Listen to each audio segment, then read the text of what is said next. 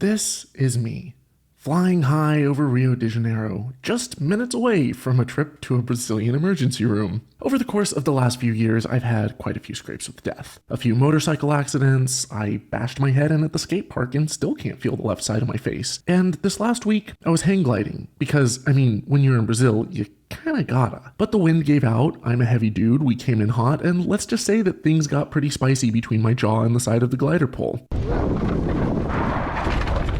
They got in a fight, the pole won, and my face paid the price. And while I was getting stitches in a Brazilian ER, I couldn't help but contemplate death. Now, I'm not about to slow down, not that I'm trying to die, but all of this has shown me just how fragile life really is. Because I'm an atheist, this is normally the point where most Christians try to swoop in and capitalize on the fear of dying to preach about hell and the need for salvation, and by all means, you're welcome to do that now in my comment section. Any engagement helps my videos in the YouTube algorithm. But here's the thing, I don't really fear death. And I certainly don't fear anyone's imaginary afterlife. I've been free from irrational fears of hell for ages now. Weirdly enough, I'm more comfortable with the thought of dying now than ever before. But I got to thinking about legacy, about if I were to die, what would I want to be remembered for? Because even though everyone is eventually forgotten, most of us want to leave some kind of a legacy. Do I want to be known as the science-loving warrior for truth who spread reason and rationality in the face of extremism and alternative facts?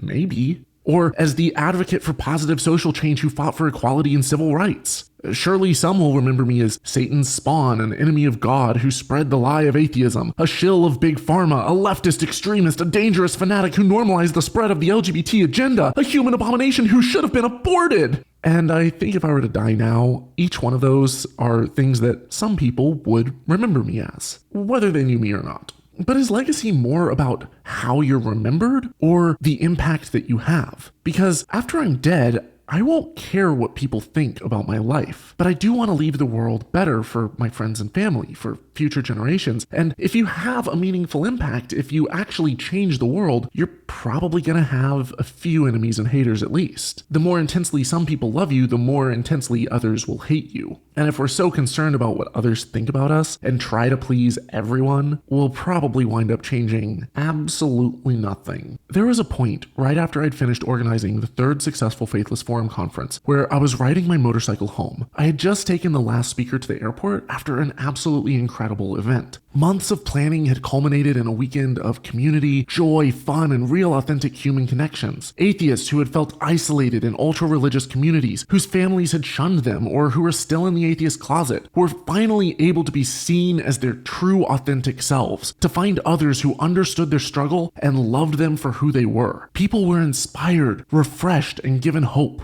But I was exhausted. Weeks of burning the candle at both ends, juggling dozens of tasks, rushing from one errand to another, organizing, planning, delegating, and managing had left me completely spent. And then, in 2 split seconds, like an avalanche of metal from behind, I heard the screech of tires, felt 1.5 tons of car mass colliding with my precious little Suzuki, and then pause.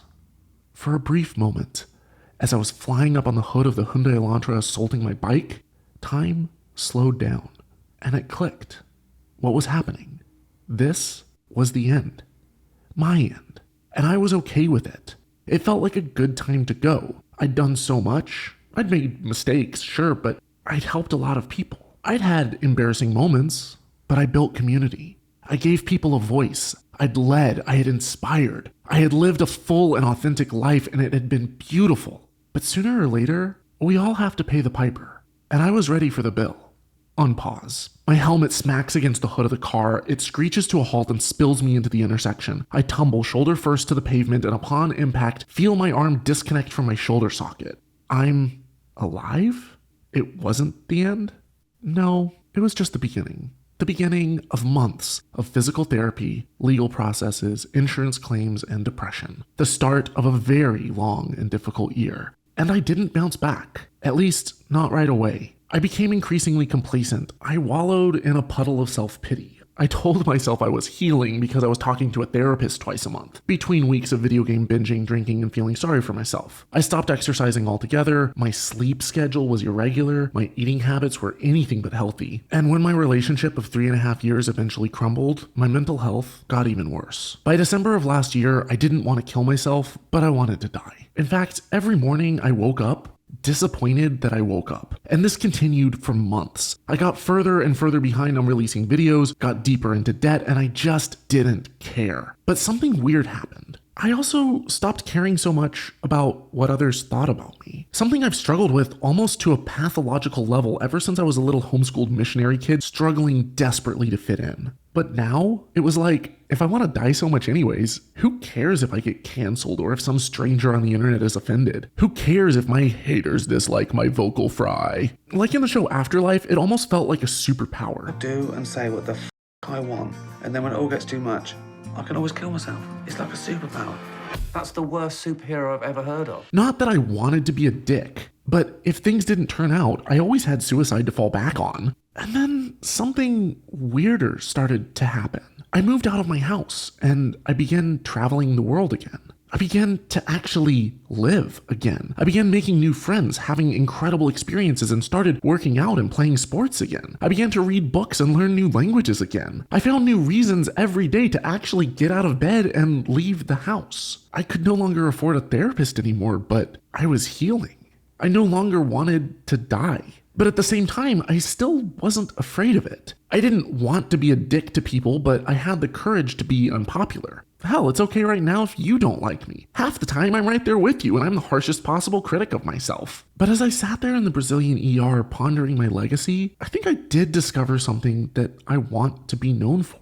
I want to inspire everyone to be free, to be your most authentic self, to ask the hard questions, to live and grow and thrive. It's why I hate dogma and religious cages so much. Stop caring so much about what others think and just love yourself. I want to be remembered as an incarnation of authenticity, who was kind and loving but brutally honest with himself and others, who spread joy in spite of pain, not out of delusion, but out of compassion. Someone who fully danced the dance of life, unshackled from fears of gossip and judging eyes, who breathed it in and cherished every heartbeat as though living on borrowed time, before eventually passing the torch, fading to dust, and allowing the wind to carry my dance ever onward. But until that moment comes, let's dance like no one's watching, because most of the ones who are wish that they could be shamelessly dancing too.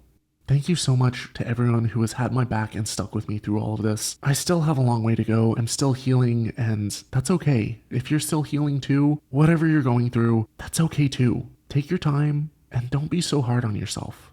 If anyone wants to support my work, I do plan to continue making these videos for a very long time to come. But I did have my laptop go out on me, and so I'm stuck using like a 6 or 7-year-old backup, and I could really use a more reliable editing computer. I'm looking at getting a MacBook Pro for while I travel, so if you want to help out, please consider making a donation either through Venmo or PayPal. I've got links to those below. Thank you to everyone who has supported me this far, and until next time, dare to be curious, but don't drink the Kool-Aid.